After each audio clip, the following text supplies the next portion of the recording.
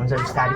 अनि मैले हिजो चाहिँ डाइरेक्ट ब्लग यहाँ आएर किन एन्ड गरेको भन्दाखेरि यत्रो वर्षपछि आएर चाहिँ एक्कासी मामाइजहरूलाई देखाउन नि हल्का हुन्छ नि त नि। अब सिधै आएर मामा भनेर कसरी देखाउनु है।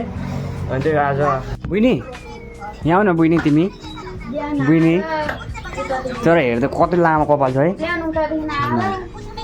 तर भाइ हो नि एकचोटि भतिजो अहिले हिजोकै ठाउँमा हामीहरू सो कस्तो दामी वाउ है। मेरो ड्रिम बाइक जस्तो लाग्यो है मलाई है। स्वागत छ तपाईँलाई मेरो नयाँ ब्लगमा। आयो हजुर सबैजना सन्चै आरामै हुनुहुन्छ होला र म पनि एकदम सन्चै आरामै छु। र हिजो हामी रातिको लगभग 5 बजी चाहिँ घर आइपुगेको थियौँ मामाबाट। अनि त मैले ब्लग चाहिँ यहाँनिर एन्ड गरेको थिएँ। अब यो कस्तो सेतो देखेँ मैले ब्लग चाहिँ यहाँ एन्ड गरेको थिएँ। अनि यहाँ मेरो भतिजो टक्क बसिरहेको छन्। अनि आमा यहाँ हुनुहुन्छ, दिदी यहाँ सुतिरहेको छ। मामाहरू चाहिँ हुनुहुन्न, मामाहरू काममा जानुभएको छ, माइजू सुतिराख्नु भएको छ। अनि त्यही अब हुन्छ बिस्तारै। अनि मैले हिजो चाहिँ डाइरेक्ट ब्लग यहाँ आएर किन एन्ड गरेको भन्दाखेरि यत्रो वर्षपछि आएर चाहिँ एक्कासी मामाइजहरूलाई देखाउन नि हल्का हुन्छ नि त नि। अब सिधै आएर मामा भनेर कसरी देखाउनु है। अनि त्यही आज चाहिँ यता घुम्न जान्छु म हल्का। अनि कस्तो देखेछ सो मैले चाहिँ भर्खर कपडा सपडा धुलाएर चाहिँ बसिरहेको खानापिना खाएर। बिहानको 10 बजिसकेको छ अहिले। अनि त्यही एक्कासी आएर चाहिँ अनि मामाहरूलाई देखाउन नि हल्का कस्तो लाग्यो मलाई है। अनि त्यही भएर देखाइन है म देखाउने कोसिस गर्छु। म सबलाई मेरो फ्यामिली हुनुहुन्छ मामा माइजू है सबलाई म मिलाउँछु र तपाईँहरूलाई पनि देखाउँछु त्यही हो। अनि सो अहिले चाहिँ म यसो घुम्नु पऱ्यो है। टक्क बाहिर चाहिँ यस्तो छ। अनि मामाको चाहिँ यही हो, भित्र आमाहरू हुनुहुन्छ, दिदीहरू भाइहरू नि त्यहाँ भाइहरूसँग खेलिराख्नु भयो। अनि त्यो माइजूहरू चाहिँ अहिले सुतिराख्नु भएको छ। अनि त्यो भात सात खाए पछाडि नेपालमा कामै नहुने सुतिरहने त्यस्तै त है। हाइवेको ठाउँमै छ। अनि त्यही हो अहिले चाहिँ म अब जान्छु अलिकति त घुम्न है, ठाउँ साउँ देखाउनु पऱ्यो नि त है। अनि त्यही हो अब चाहिँ म यहाँबाट निक्लिन्छु किन हल्का कपडा सपडा चेन्ज गर्नु पऱ्यो, हात खुट्टा धुनु पऱ्यो है। यतिकै त कहाँ जानु होइन। बुइनी यहाँ आऊ न बुइनी तिमी बुइनी। तर हेर्दा कति लामो कपाल छ है। तर भाइ हो नि एकचोटि भतिजो भतिजो कति लामो कपाल तिम्रो भतिजो कति लामो कपाल कति लामो कपाल क्या माइजू। सो अहिले चाहिँ हामी निक्लिसकेको छौँ आमाको जेठी दिदी घर जाँदैछौँ। दिदी म आमा पैसो। सो अनि हिजोकै कपडा लगाएँ मैले चाहिँ किन गन्दा पारिरहेको थिएँ तीसम्म जानको लागि है।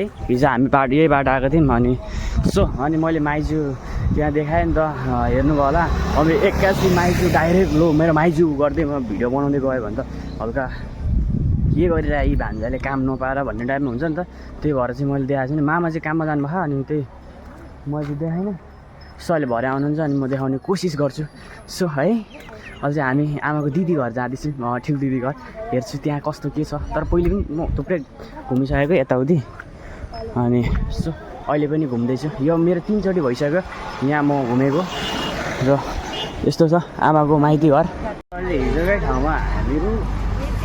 सो कस्तो दामी वाउ है। मेरो ड्रिम बाइक जस्तो लाग्यो है मलाई है। सो अहिले चाहिँ हाम्रो यहाँनिर भइसकेको छ।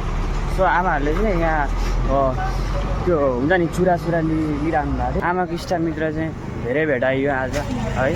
तर मलाई यहाँको एउटा चाहिँ के लाग्यो भन्दाखेरि घरको छानामाथि त्यो ड्रागन फ्रुटहरू रोपिरहेको हुन्छ क्या।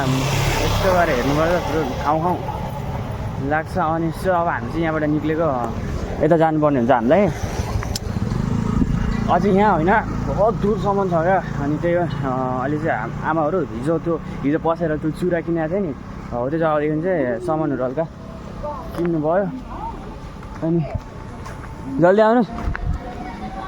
सो अनि आज चाहिँ त्यो मलाको चाहिँ जन्मेको ठाउँ हामीलाई देखाउनु हुँदैछ हाम्रो आमाले है।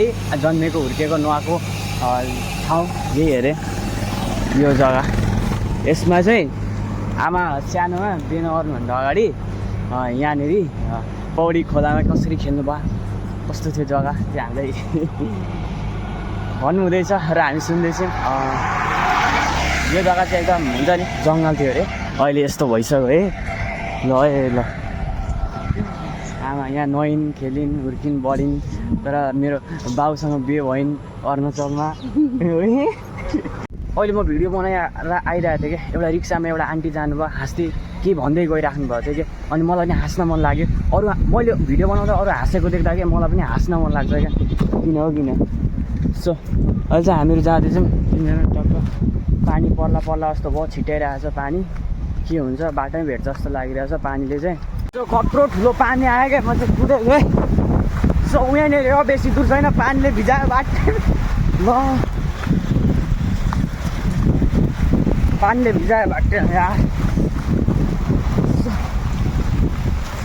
ओ माई गड पानीले भिजायो बाटो तिरीको अघि त दोकानतिर बसेको थिएँ मैले फेरि निक्ले गरेँ पानीले भिजायो हे माई गड कस्तो पानी दर्किरहेको क्या दोकानदेखि निक्लिनु बित्तिकै छैन भिजेर खत्तम भयो यार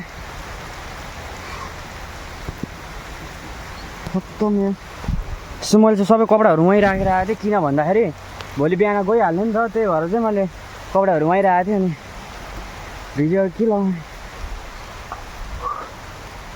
सो आमाहरू चाहिँ आउनु हुँदैछ त्यही पनि भिज्दै आइराख्नु भएको छ कि बिस्तारी अनि म चाहिँ कुद्दै कुद्दै आएँ त्यहाँदेखि लगाएपछि उतै गएर भेटौँ भेटघाट कस्तो हुन्छ के हुन्छ म सब देखाउँछु अनि अब आमा दिदी बहिनीको भेटघाट के कसो है सब म देखाउँछु अनि भोलि पर्सिको दिन चाहिँ हामी धरान पनि जाँदैछौँ धरानको पनि लभली भिडियो आउँछ है हेर्नुपर्छ तपाईँहरूले मजाले हेरेर भिडियोलाई सब्सक्राइब लाइक गर्नुपर्छ अनि त्यही त हो सो गाइस अझ हामी पुगिसकेका छौँ ठुलेमा घर यहाँनिर आमाको ठुलो दिदी घर यही हो आउनु हुँदैछ पानी पनि कत्रो आएको यार भिजेर खत्तम भइसकेको सब भिजेर चाहिँ एकदम खत्तम भयो क्या कपडा पनि सब मै छोडेर आयो अनि सो फाइनली पुग्यो आमाको दिदी घर यहाँनिर मेरो चाहिँ बडा ठुलीमा यही हो घर चाहिँ आमाको दिदीको सब हेरौँ यहाँ कस्तो हुन्छ